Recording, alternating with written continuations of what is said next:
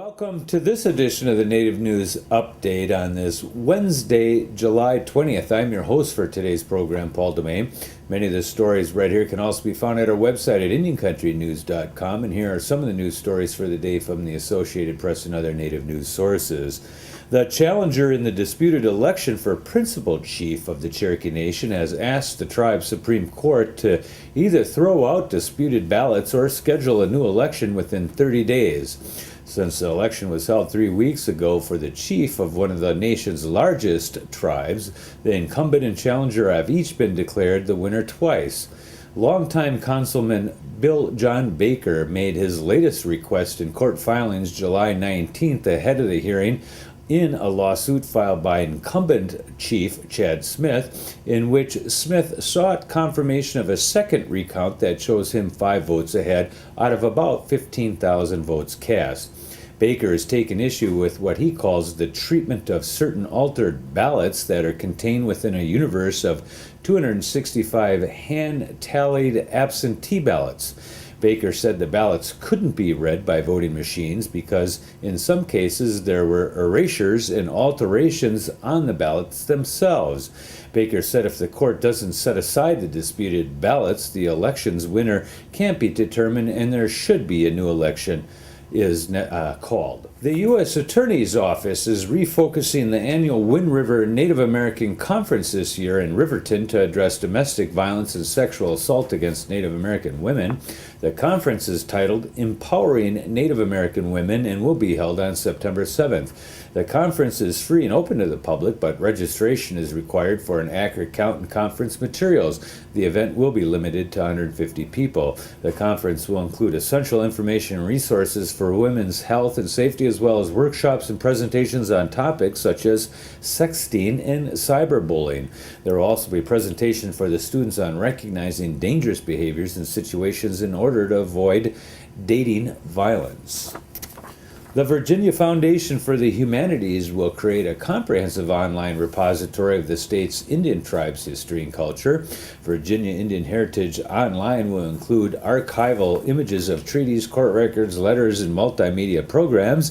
The 2-year project will involve 2 foundation programs, the Virginia Indian Heritage Program and Encyclopedia. Dominion Resources has provided $150,000 for the project, and the Mary Morton Parsons Foundation has given $75,000.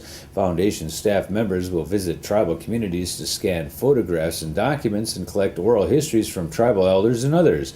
They'll also collect historic images housed in archives and other facilities.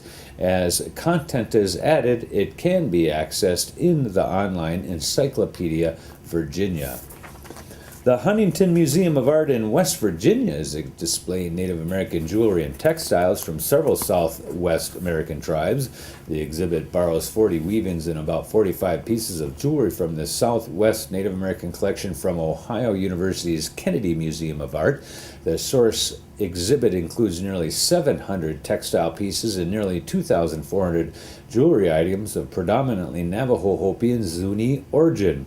The Herald Dispatch reports that the Huntington exhibit will run through October 30th. Prosecutors in Lake County, Montana have dismissed charges against 3 men in the July 2005 death of a former Confederate Salish and Kootenai tribal chairman after the first man convicted in the killing changed his story. Clifford Oldhorn was convicted of deliberate homicide in the death of 73-year-old Harold Mitchell Jr., whose body was found in a burned trailer. Oldhorn confessed to his part in the crime in 2008 and implicated the other 3.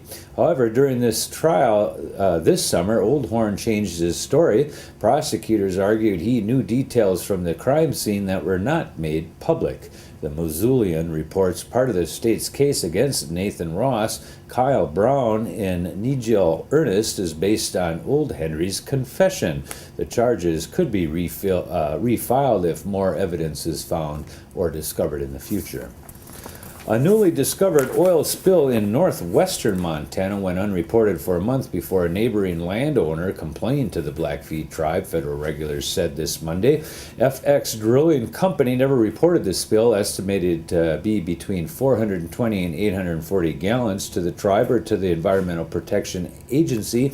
EP spokesman Joe Varenka said the amount spilled in the FX Drilling Company oil field in a remote corner of the Blackfeet Reservation appears to be much less than the estimated 42,000 gallons that emptied into the Yellowstone River earlier this month. But the spill comes at a time when all pipelines and oil operations in the state are under scrutiny as a result of the larger ExxonMobil Corporation pipeline break earlier this year. The company discovered the break in the flow line between two oil wells on June 12th and shut down the line.